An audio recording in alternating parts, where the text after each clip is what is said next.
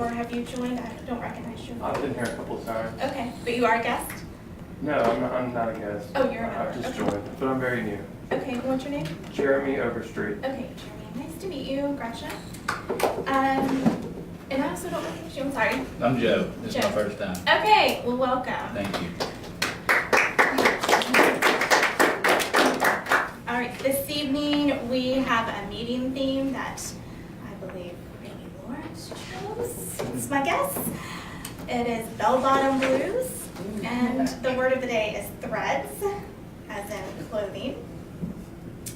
Right now, I'd just like to say that we're going to have a couple of speeches to our guests who may not be familiar with the format, but we will have a couple speeches followed by table topics, and you are welcome to participate in the table topics.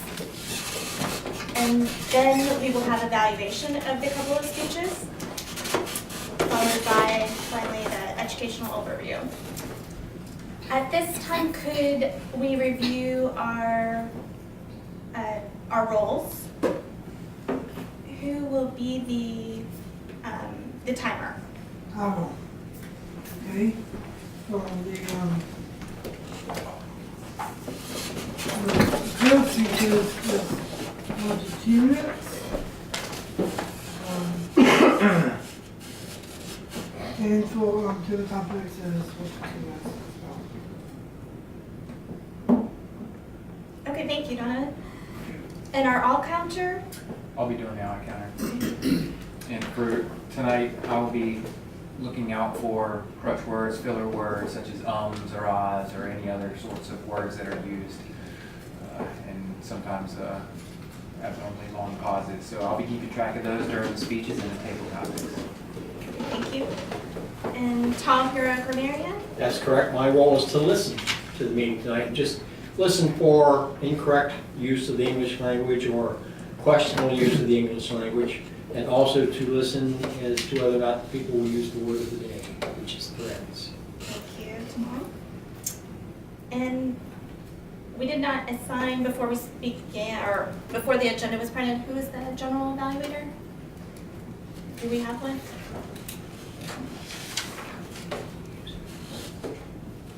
I'll handle that role.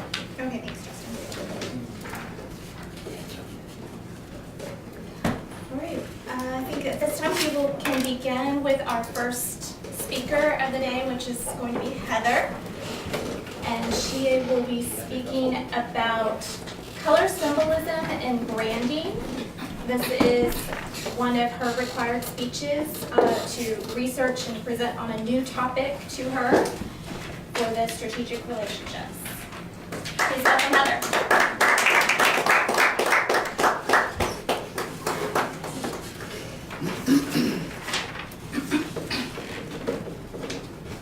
Good evening, fellow Toastmasters and honored guests.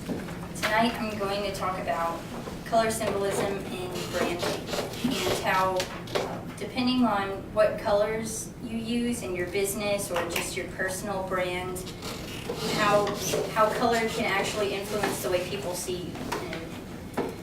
So what people actually remember most about a brand or a logo is the color. In fact, color increases brand recognition by up to 80%. Emotionally, color affects how people feel. Practically, colors can help a brand stand out. For example, if you choose a color that aligns with tranquility, your extreme sports brand might send the wrong message. Okay. So to start, I'm going to talk about red. Red is both a color of danger as well as a color of excitement and energy and passion. Red symbolizes strength, confidence, and power. Since it's such a powerful color, you want to use it with caution, but if there isn't a lot of competition using it, then it could be a good way to stand out. Okay, next I'll talk about orange, which is actually seen as fresh and youthful, creative, adventurous, and fun. Orange communicates activity and energy, and since many people think of the fruit orange when they see the color orange, it also has this association of feeling fresh and healthy. This color is actually best suited for youthful and energetic brands rather than luxury or more serious brands. The next color is yellow, which kind of conveys cheerfulness, playfulness, and happy feelings. As the color of sunshine, yellow makes people smile. It's also very noticeable and is thus used for street signs. But in some cases, yellow is also a cautionary color, like police tape, like if there's a crime scene. So depending on your specific target audience, some yellows may kind of come across the wrong way. They can also come across as cheap, I guess. Okay, the next color is green, which kind of conveys being natural, having a vitality, prestige, and wealth. There's actually two big meanings with the color green, and one is nature and the other is, one is nature and the environment, and the other is finance and wealth. Brighter and lighter greens indicate growth, vitality, and renewal, while darker and richer greens represent prestige, wealth, and abundance. Next, there is blue, which is communicative, trustworthy, and calming, as well as depressed and reliable. It's calming through its association of the sea and sky, but it can also be associated with sadness or when a person is feeling blue. Since it has the potential to be both positive and negative, it's another color that you want to be really careful about choosing the correct shade for your brand.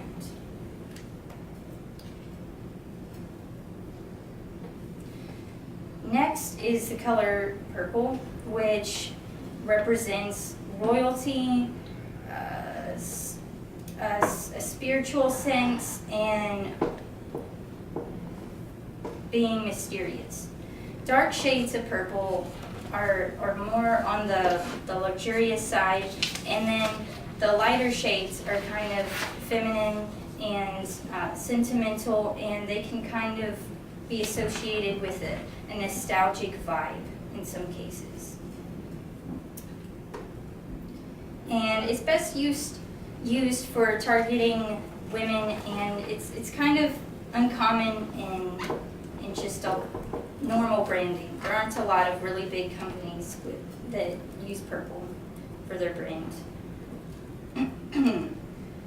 Brown represents being organic, wholesome, simple, and honest. It's also associated with nature like green is, and it's conveyed as strong and durable.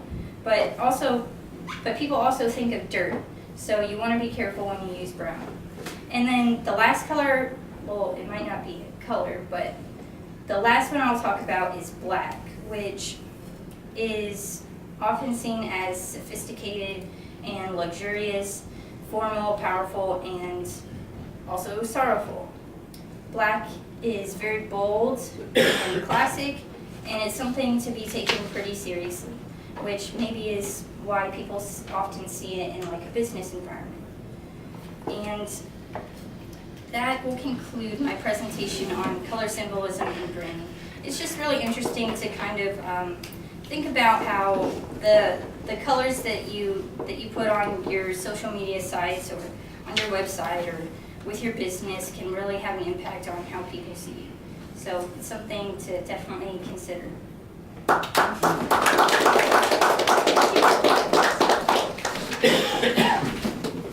Great information for anyone involved in marketing for their work.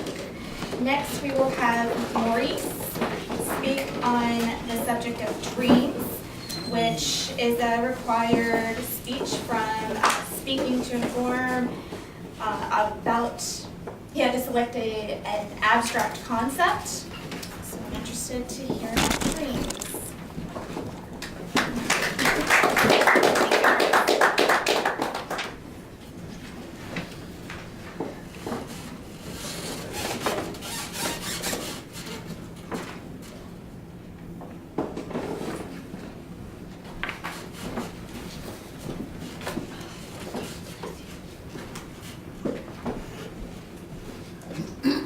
Fellow Toastmasters and honored guest, I stand before you tonight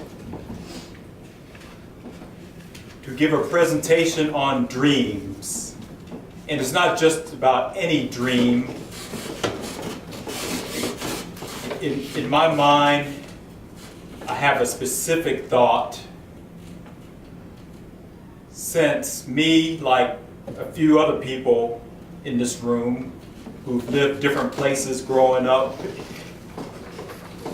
during their lifetime, I have some dreams, some types of dreams that come up occasionally, not every day or every week.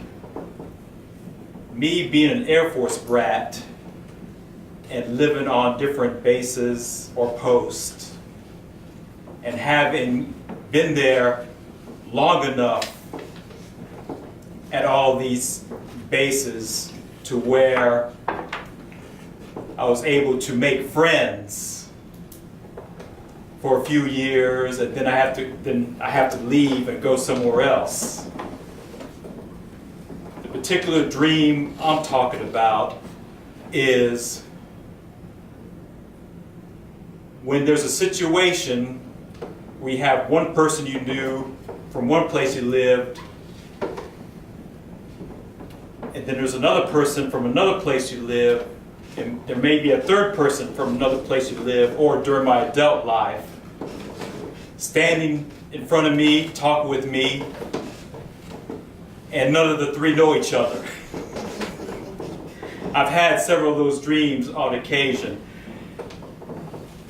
Sometimes it's a good situation, sometimes it's a bad situation, and one example of a bad situation or not so good situation is when you have an authority figure from your previous life with a supervisor during my present life, and then maybe another authority figure from another time, and they're all together talking with me or scolding me for something, and they don't know each other, but they're collaborating on scolding me. So that's the type of dream that I have on occasion.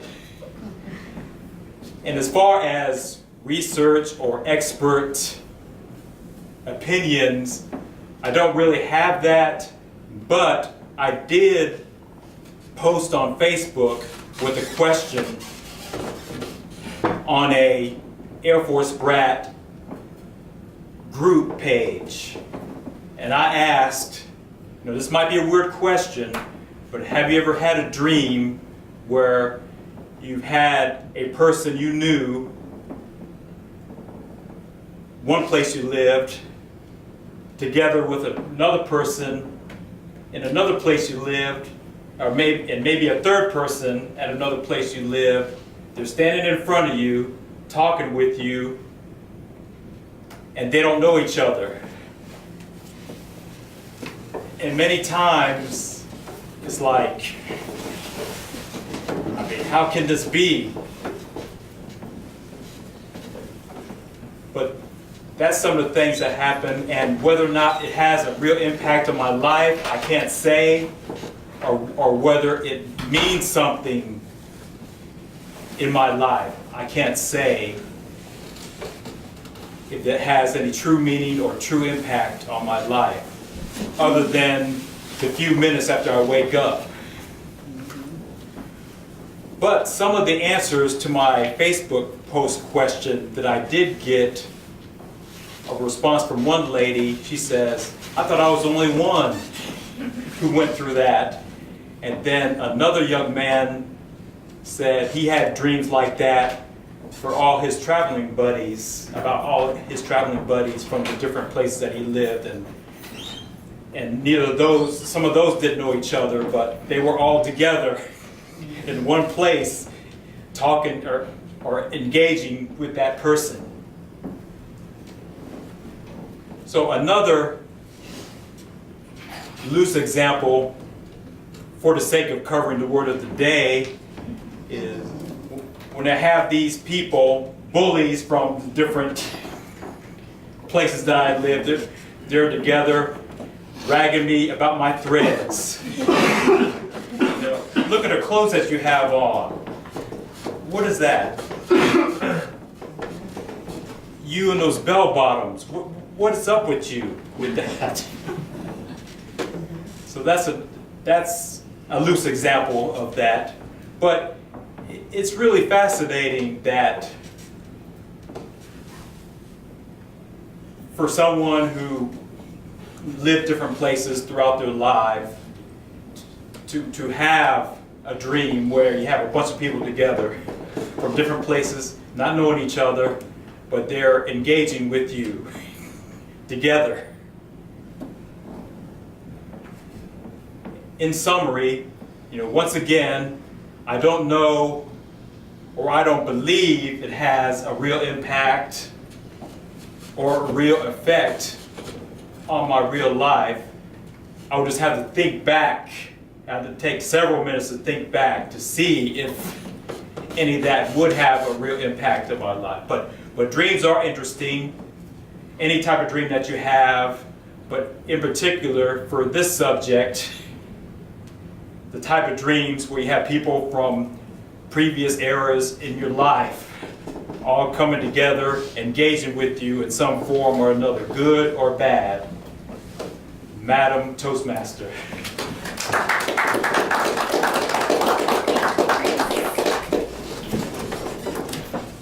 That was interesting. I've never experienced that kind of dream.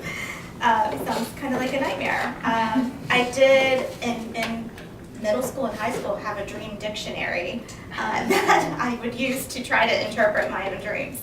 So these days I don't really remember having dreams. I think I'm sleep deprived. So at this time now we will begin our table topics. And so as our guest, you're welcome to volunteer to answer. Lawrence is going to lead us in asking spontaneous questions.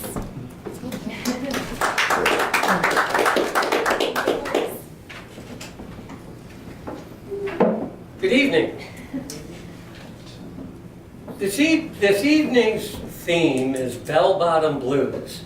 And just for those of you of a younger generation, that was a pivotal musical moment in history when the album came out with that and numerous other very good songs by a group called Derek and the Dominoes. Long time ago, way back in the last century. But that's the theme tonight, and so although bell bottoms are a type of threads, there are many others too, but that's the theme for this evening. So we're going to kind of jump around quite a bit on this. So who wants to be my first volunteer? You want to be the first victim? No. Nobody? Well, shall I pick a number out of the hat? I'll go one. You'll do one. All right. So, you have been given by the generosity of some rich and famous guy, you have been given 10 million dominoes. And you're given as much space as you need, as much time as you need to build some wonderful something with all of those dominoes. What are you going to build?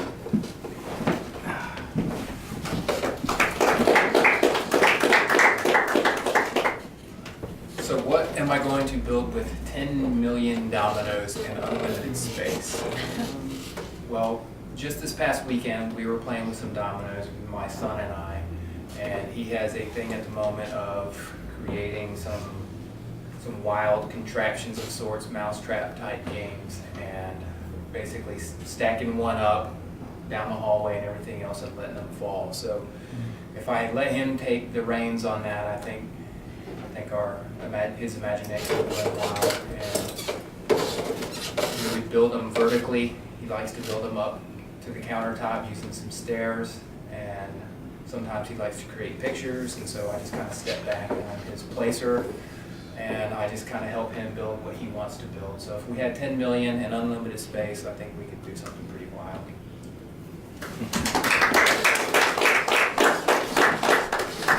Yes, that's quite interesting, actually. There's many videos about dominoes and how they have set up, and even one group made a big Kabbalah, right? It's a big like hex sign. Those of you up north would know what a hex sign is, like a Kabbalah, right? You know, everybody know what I'm talking about? Okay, it's like a symbol with some kind of spiritual heritage. But anyways, they had made these dominoes into this design, but you wouldn't see it until they fell over. So it's like they put all these things up and they hit the one and it just kind of spread out and knocked them all over. And there you got this thing. So, yeah, interesting. Interesting. But another interesting thing is our next volunteer. Who's going to be our next volunteer? Tom. Okay. Good. Tom, you have been given the opportunity to make a brand new fashion statement, right? So you're going to be working to create bell bottoms that actually ring. How are you going to do that?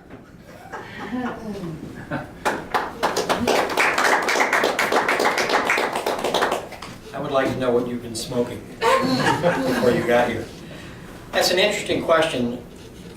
Only because I was on a cruise week before last in the Bahamas, 7-day cruise out of New Orleans, and one of the acts one evening in the theater was a look back at the 70s music and the threads that went with the 70s music. The dancers and singers were all decked out in everything, Motown, all of it. The only way that I think that you could make bell bottoms ring and still be wearable is to attach little bells to the side, down the seams, and around the bottom. I hate to admit that I do remember bell bottoms. I did at one time have long hair, which was a long time ago, but it was a truly interesting period of life that I'm not sure I would revisit, but it was fun while it happened. But that's what I would do to bell bottoms.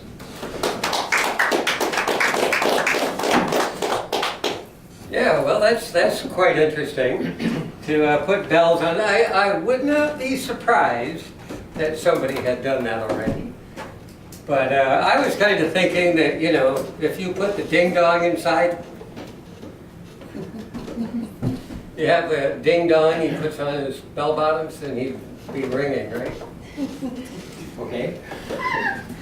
Oh, well. Crash and burn. So who's going to be the next one to crash? I mean, who's going to be the next volunteer? I'll crash. Okay, good. I'm going to give you an easy one.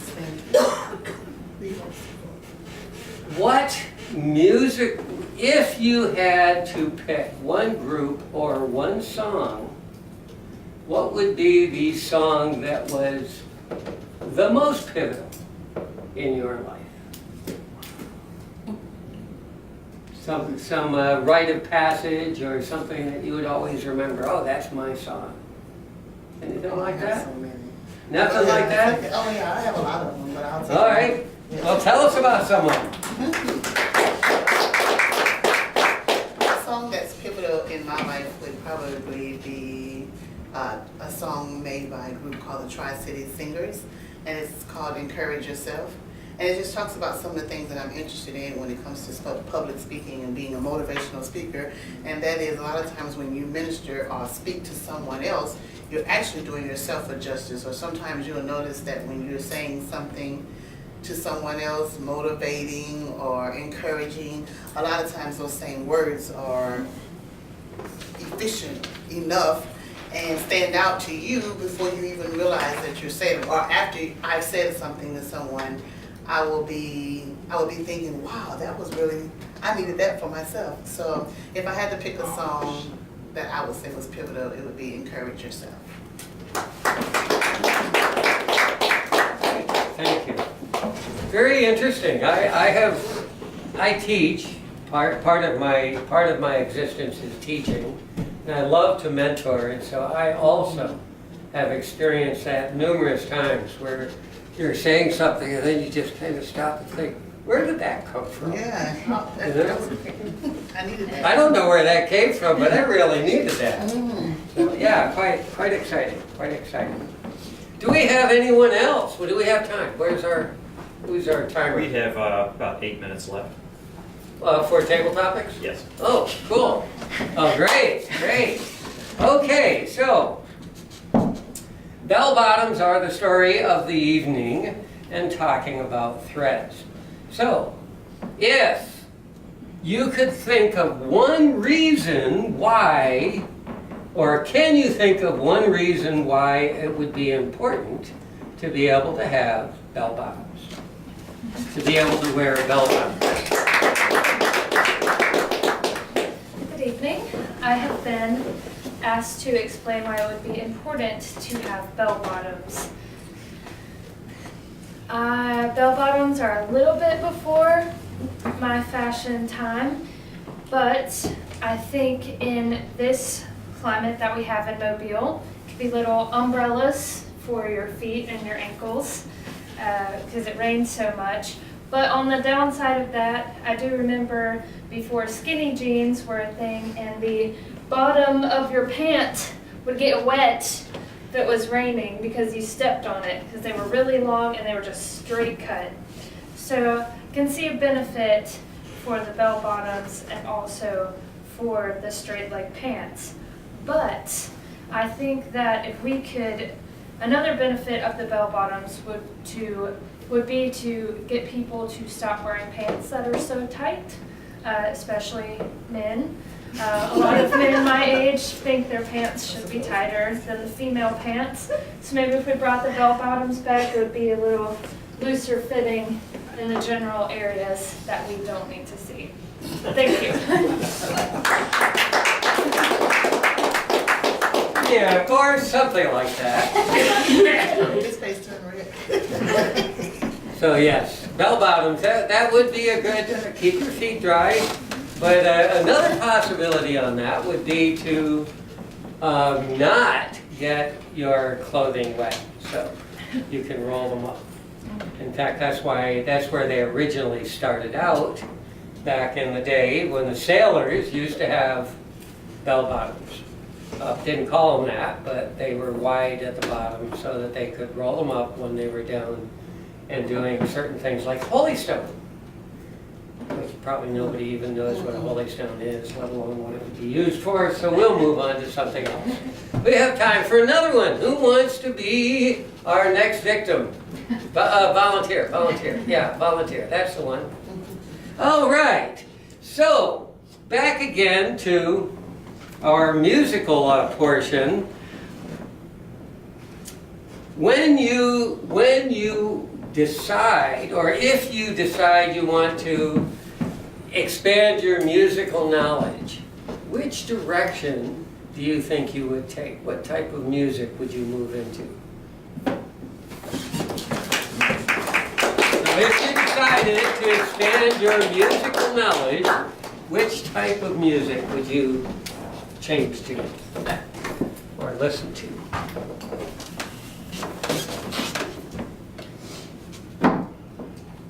Unrelated to 70s, but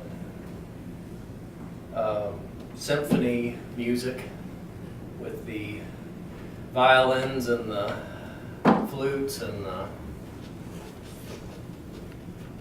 all the brass instruments would be probably what I would want to move into to learn about if I were to learn a new music. The threads would not matter, and they would not be set. So that's what I would do.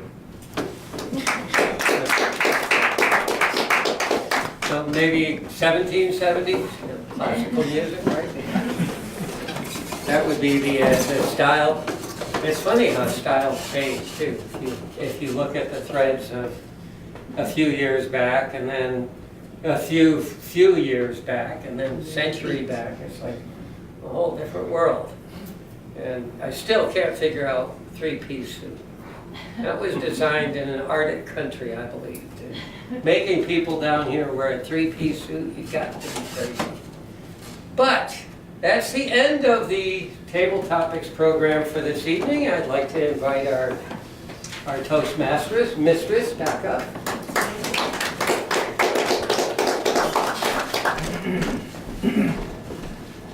So just to clarify, Lord, that was your speech as well? It was not a speech, it was an evaluation of my listening abilities. Right, okay. So that was it, yes. You're going to be evaluated on that. That's it. So, Supposed to be evaluating? I was evaluating your table topics. I believe that's what you were on the list for, right? Okay. it's a little bit of a new I'm one sorry, for I all was of us, I a think. little late, I would have explained it better. Okay, at this time, Justin will be our general evaluator, and I'd just like for him to introduce us to the evaluation process. Thank you. Justin. Thanks, Gretchen. So we'll start off with a couple evaluations of the speeches that we had tonight. And the first speech was from Heather, and Maurice is going to provide an evaluation of her speech on color symbolism and branding.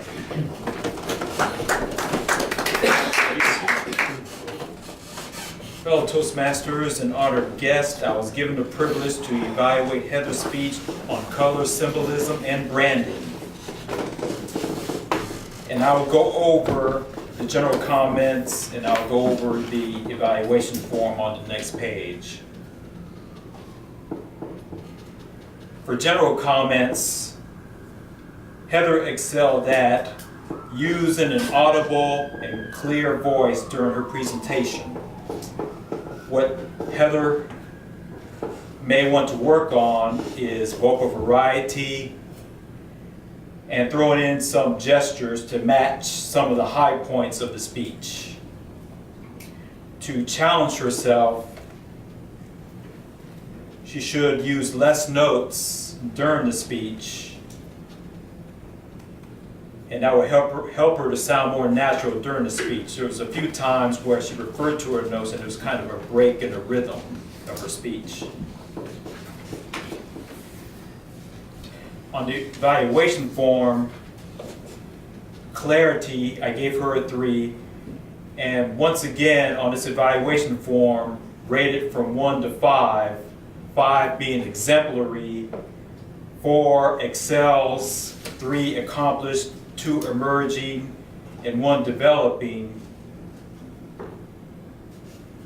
There aren't usually too many 5s in the speech, unless you're JFK giving his inaugural address. Maybe occasionally there'll be a 4, but mostly be 3, maybe 3s and 2s if you've been in Toastmasters for a good period of time, giving speeches. On clarity, I gave her a 3, which is accomplished. Her voice was consistently audible and clear. Vocal variety, I gave her a 2. Not a lot of vocal variety, but the voice was still consistent and clear.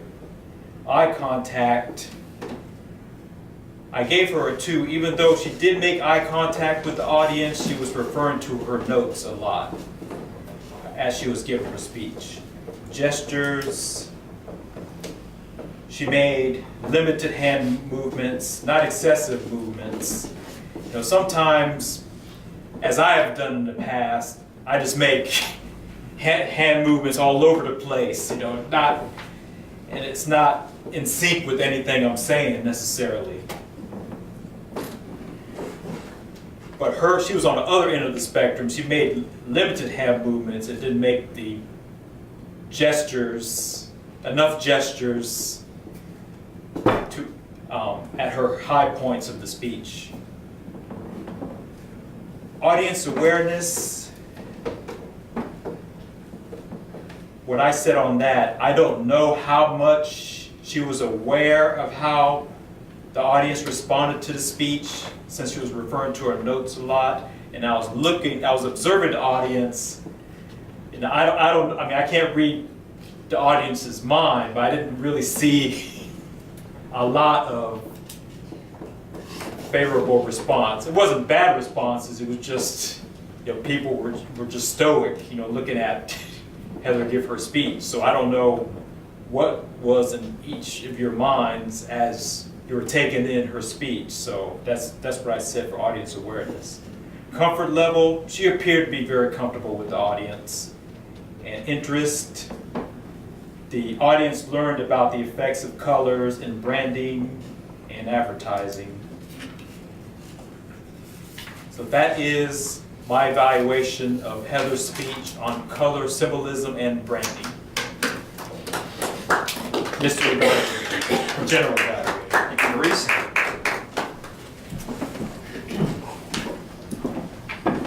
So for our second evaluation, Sean is going to be providing an overview of Maurice's speech on rooms.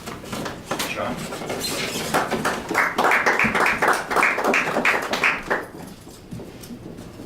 Thank you.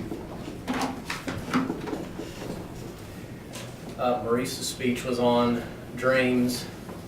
He talked about the dream of seeing people in his past and different places that he lived. I can relate to that in my life. Seeing people in my life that and they're randomly all together, and I'm not sure why. So that was, I'm one other person that's had that experience. But regarding the speech, there was, it was well defined. It was, you went over, I don't know if I'm supposed to go through each one of these questions or how I'm supposed to do this, but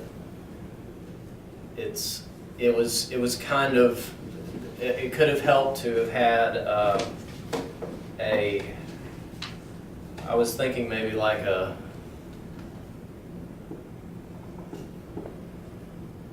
scientific explanation for why you would be having a dream like that. Maybe there's some like emotional unconscious connection to something, I don't know. So that was kind of my only suggestion, is maybe going a little deeper with it. And but overall it was good and clear. And I think that's my evaluation. Thank you.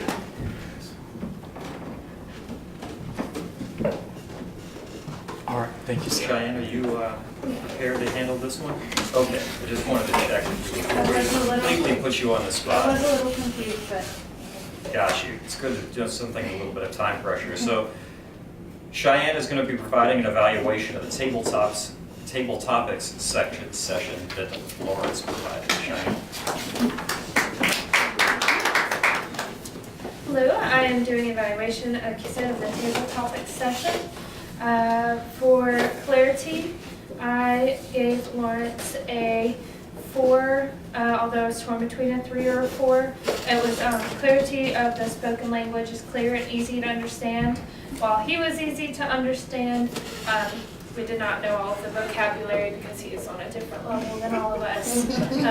So I have some new words to look up because I like to learn new words. Vocal variety, I think this is a very strong suit that Lawrence has. He's very good at expressing emotion, going up and down with his voice to keep your attention. I really enjoy anytime he gives a speech and also does table topics. He's also very good at The eye contact, I gave him a 4. Eye contact is good. He looks at us to encourage participation and you want to volunteer? And this kind of locks you in and then you feel obligated. I mean, you want to volunteer. It makes you want to volunteer, not obligated. Comfort level, I think this is also another one of Lawrence's strong suits. He always seems comfortable. I didn't see him with any notes, so whether he was making them up or he memorized them, I couldn't tell because he's just that comfortable up here, which is great. That's one of my goals, is to be that comfortable. Active listening, I gave him a 3. He was responding to each person's speech, whether he thought you were wrong or not. But he was also, he was using the active listening in response to our response to him as far as to keep going with what he was saying or not. And I think that's good perception of what you're saying and how it's going. And I think he was interested and engaged in what we were saying in response to his questions. So the next part is, what did he excel at? Every time he does table topics, we have interesting themes and topics, and I think those are more fun than doing reading the generic questions off the paper. The fun and entertaining questions encourage more participation, I think. One thing you may want to work on, maybe perhaps having more fluid questions that are more related to each other so we can see the theme. And then I couldn't think of anything for what you could do to challenge himself. So, thank you. Good job, especially with the short notice there. So we'll move on to reports from the rest of the people involved in the evaluation section. We'll start with the timer's report. If Donna, you could provide that for us. Okay. In the first part, the field speeches, Heather was 6 minutes and 9 seconds. Maurice was 6 minutes and 28 seconds. For the table topics portion, Dawn was 51 seconds. Tom was 57 seconds. Olivia was 48 seconds. Cheyenne was 1 minute and 14 seconds. And Sean was 45 seconds as well. For the general evaluation portion, Maurice was 4 minutes and 6 seconds. Sean was 1 minute and 57 seconds. And Cheyenne was 2 minutes and 32 seconds. All right, thank you, Donovan. Don, could you provide us with the all-counter report? Ken, so Gretchen as Toastmaster, I only reported 1 so. Tom as grammarian, I didn't capture any. Heather, during her speech, I counted 1 a so, and a well. Maurice, only 1 1 Sean, during his evaluator, I had 2 ahs and 1 you know. Cheyenne, during her evaluation, 3 ahs and Lawrence as table topics master, only 2 Moving to the table topics speaking, Tom only had 1 ah. I think I caught myself with an ah. Olivia had 1 ah. Cheyenne with an Sean with an That was it. All right, thanks, Don. One of the most difficult parts I find about that job is trying to recognize your own uhs and ums. Mine's pretty blatant. I rarely notice when I'm speaking. It's difficult for me to detect those myself. Tom, could you give us the grammarian report? Sure, I'm happy to say that I did not notice any blatant misuse of the English language, but to prove I was listening, the only thing I agree with what Gretchen said about changing the title of your speech to nightmare rather than dream. And you had 1 sentence in there where you started, me being an Air Force brat. I might change that to being an Air Force brat. For some reason that just stuck out in my mind. As far as word of the day, I noticed that Sean said it, Lawrence, Maurice, Cheyenne, and myself. And if anybody else said it and I missed it, I apologize. But I think those were the only ones that used the word of the day. Okay, thank you, Tom. So I'll provide just a brief general evaluation of the meeting today. So the meeting started on time today. Well attended, so thanks everybody for coming out. Appreciate you joining as our guest. And especially Tom for driving all the way over from Diamond Head. I know that's a long haul, and then driving all the way back, so thanks for coming out. Your attendance is appreciated. Heather provided a good speech on color symbolism and branding that I learned a lot about. Maurice provided an interesting speech on dreams. Olivia, I'd like to point out you did a great job with the invocation. Oh. You are the only person, I think, in all the meetings that I've joined that actually provides an invocation. You did that right on the spot. So that was really nice. And Maurice did a great job with the table topics and also providing us with a unique theme to the meeting and tying that theme back into the table topics, which is something that we don't see too often. And I do appreciate you doing something a little different rather than just reading from the internet list like I would normally do. So with that, I'll hand the meeting back over to Gretchen. And don't go too far, because now we will begin the education overview. I can do something on the fly there. I didn't prepare anything, but I can Oh, mention okay. something. Okay, got it? Yes. I'll just mention something briefly that we've been going over at my work. And I'm a consulting engineer, so you're dealing with clients and you're in these meetings and you spend hours and hours in meetings. So often in those meetings, the topics that come up aren't things that address you directly. You feel like you have to make better use of this time, so inevitably you end up multitasking. And we have our phones right in front of us, our devices. We have our laptops. So often we have laptops in meetings now. And so you end up getting consumed into your email or another task that's at hand, and you're not engaged in that meeting. So in consulting, our business is all about satisfying a client. And really that's all business is about in general at its core, is satisfying a customer, making that customers happy. And a lot of that has to do with the perception that the customer is getting value out of the product or the service that you're providing. So if you are in a meeting with a client, if you're in a meeting in general, I think it's good practice, engage in that meeting, pay attention as much as you can to what's going on, resist the urge to use those devices, resist the urge to look at email, and the people that are participating in that meeting appreciate that engagement, and they know who's engaging and who's paying attention and who isn't. And it also makes things more valuable for you because you've paid attention, you've absorbed what happens in that meeting, and you've gotten some benefit from that. Maybe not in all meetings, but in a lot of them, you will come out better off by focusing on that time and making best use of that time. So I thought I would share that. Thanks, Gretchen. Thank you very much. That was a great suggestion. Lawrence, do we have any awards for this evening? I don't think so. That was the last one for your speaking to inform, right, Maurice? Well, it's number 5. I didn't do number 4. I had to. Oh, okay. Yeah. Okay, I was going to say, so Yeah. you're about ready to get. Yeah, because He's about ready to move up. Yes, I spent many weeks trying to come up with number 4. So I said, well, 5 looked a little easier, so let me just get number 5 knocked out. No awards this evening. Maurice, do you want to close this? Yeah, you just relinquish the lectern back to the president. Okay. Thank you, Maurice. Yes.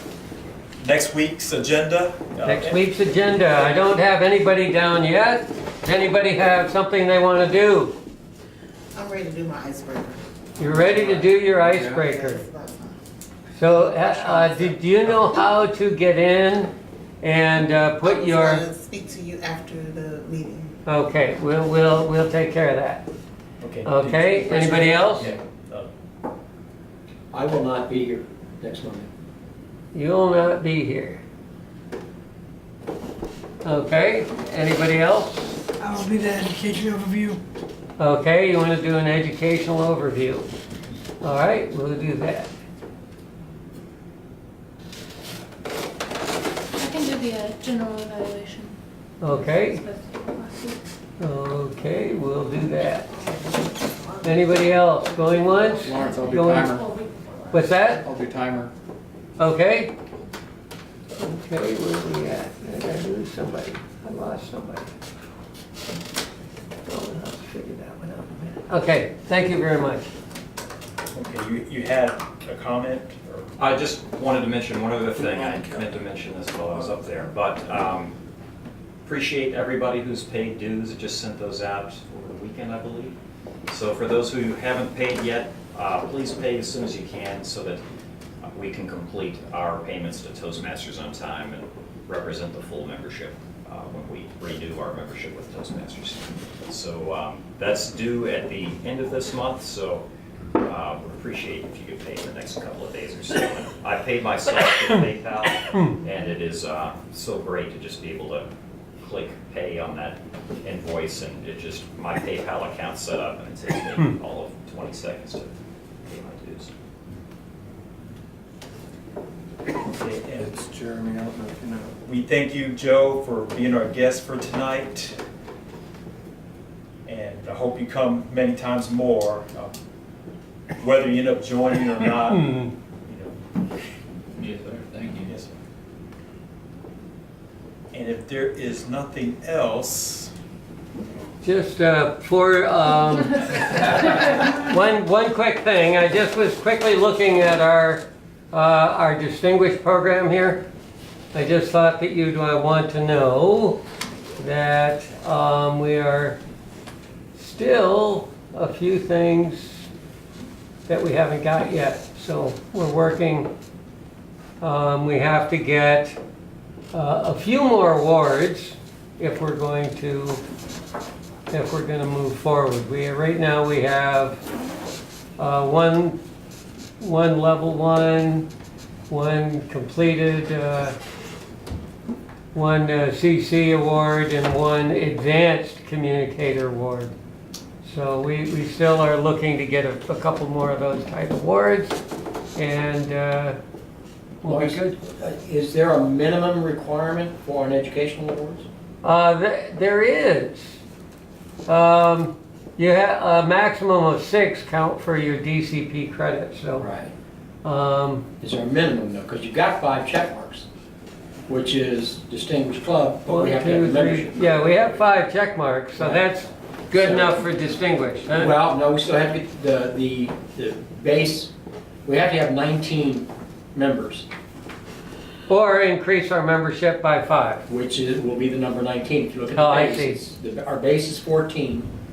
We have Right. to increase by 5, so So we we have to be still at got 19 We still got by that the end to of do. June. By the end of June, Okay. to be distinguished.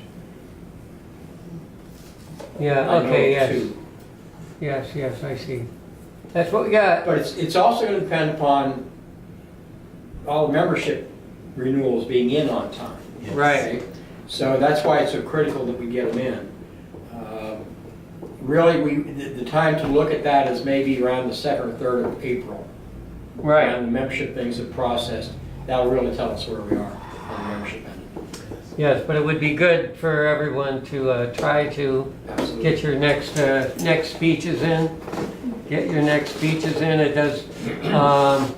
The level 1 is actually quite easy because you of the 4 speeches you do, 2 of them will be the same speech because you get evaluated on it, and then the next week you can give the same speech again should you desire to do so. But the next speech you give is using the information from your evaluation to improve your speech. So the ideal is to use the same speech twice. But it's not required, but that's what the ideal is. So that and just a few other little things. So you guys can get through level 1 very quickly. Just as for FYI. if there is nothing else, this meeting is adjourned. Thank you. All right. Let's see.